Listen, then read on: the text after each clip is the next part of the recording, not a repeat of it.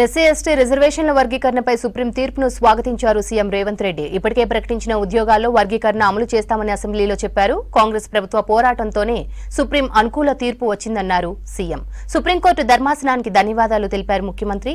మరోవైపు కీలకమైన వర్గీకరణ అంశంపై ప్రతిపక్ష నేత కేసీఆర్ సభకు వచ్చి మాట్లాడాలన్నారు సీఎం రేవంత్.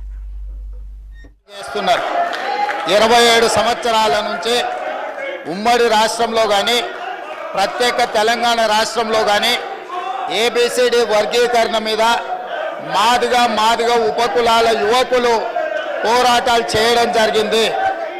వారి పోరాటాల ఫలితం ఒకనాడు ఇదే శాసనసభలో మాదిగా ఉపకులాల వర్గీకరణ కోసం వాయిదా తీర్మానం ఇస్తే నాతో పాటు ఆనాటి శాసనసభ్యుడు సంపత్ కుమార్ను కూడా ఈ సభ నుంచి బహిష్కరించడం జరిగింది.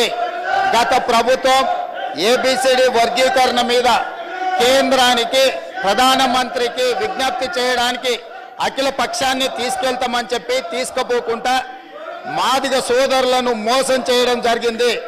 కానీ డిసెంబర్ 3, 2023 నాడు ప్రజాప్రభుత్వం బాధ్యత తీసుకున్న తర్వాత తక్షణమే మా ఉప ముఖ్యమంత్రి గారి సూచన మేరకు మాజీ ఉప ముఖ్యమంత్రి ప్రస్తుత మంత్రి దామోదర్ రాజనరసింహ గారి నేతృత్వంలో మా శాసనసభ్యులందరినీ అడ్వకేట్ జనరల్ని ఢిల్లీకి సుప్రీంకోర్టుకు పంపించి న్యాయ కోవిధులతోని చర్చించి సుప్రీంకోర్టులో బలమైన వాదనను తెలంగాణ రాష్ట్ర ప్రభుత్వం కాంగ్రెస్ ప్రభుత్వం వినిపించడంతో ఈనాడు సుప్రీంకోర్టు మాదిగ ఉపకులాల వర్గీకరణకు అనుకూలమైన తీర్పునివ్వడం జరిగింది.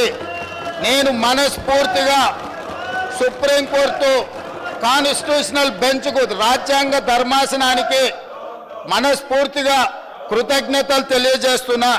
7 మంది జడ్జిలలో 6 మంది జడ్జిలు రాష్ట్రాలకు ఏబిసిడి వర్గీకరణ చెయ్యడానికి అనుమతి ఇచ్చింది. తెలంగాణ రాష్ట్ర ప్రభుత్వం తరఫున నేను స్పష్టమైన ప్రకటన చేస్తున్నా. దేశంలోనే అందరికంటే ముందు బాగానే నిలబడి తెలంగాణ రాష్ట్ర ప్రభుత్వం ఏబిసిడి వర్గీకరణ అమలు చేసే బాధ్యత మా మిత్రులు మా మంత్రివర్గ సహచరులు మేమందరం తీసుకుంటాం. అవసరమైతే ఇప్పుడు ఇచ్చిన ఉద్యోగ నోటిఫికేషన్లలో కూడా వర్గీకరణను అమలు చేయడానికి అవసరమైతే ఆర్డినెన్స్ తీసుకొచ్చి మాదిగ సోదరులకు న్యాయం చేసే బాధ్యత మేము తీసుకుంటాము. కాబట్టి ఈరోజు ఈ సభ అందరూ కూడా ఈ అంశం మీద ఏకాభిప్రాయానికి వచ్చి మాదిగ ఉపకులాల వర్గీకరణకు సంపూర్ణంగా సహకరించాల్సిందిగా రాష్ట్ర ప్రభుత్వం తరఫున నేను విజ్ఞప్తి చేస్తున్నా. అధ్యక్ష, వర్గీకరణకు సంబంధించి సుప్రీంకోర్టు ఇచ్చిన తీర్పు చాలా గొప్పది. దీని మీద అందరూ అభిప్రాయాలు తీసుకోవాలి. నేను కూడా తమరికి విజ్ఞప్తి చేస్తున్నా.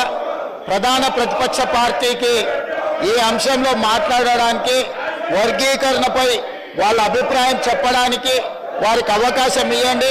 అదేవిధంగా ప్రతిపక్ష నాయకుడికి చంద్రశేఖరరావు గారికి కూడా నేను విజ్ఞప్తి చేస్తున్నా.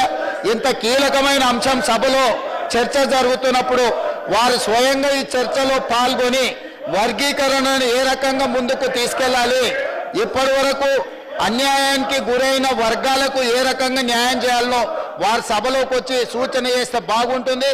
ఒకవేళ వారికి ఈ అంశం పట్ల పట్టి లేకపోతే వారి వారసులు ఎవరు మాట్లాడినా కూడా వర్గీకరణకు వారిని కూర్చోబెట్టి వారికి మైక్ ఇవ్వవలసిందిగా తమరికి విజ్ఞప్తి చేస్తున్నారు.